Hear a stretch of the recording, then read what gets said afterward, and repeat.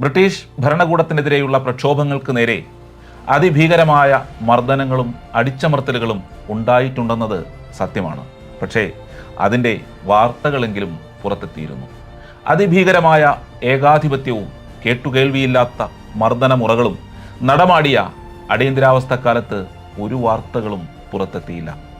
സ്വാതന്ത്ര്യം അമൃതമാണെന്ന് പ്രഖ്യാപിച്ച് അത് നേടിയെടുത്ത ജനത പാരതന്ത്ര്യത്തിൻ്റെ പിടിയിലമർന്നു.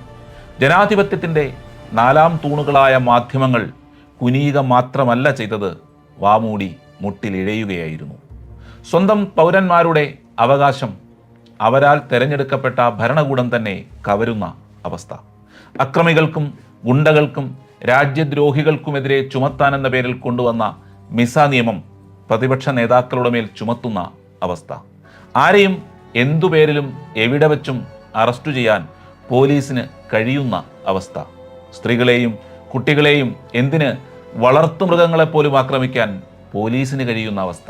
അതെ, അതൊക്കെയായിരുന്നു അടിയന്തരാവസ്ഥ.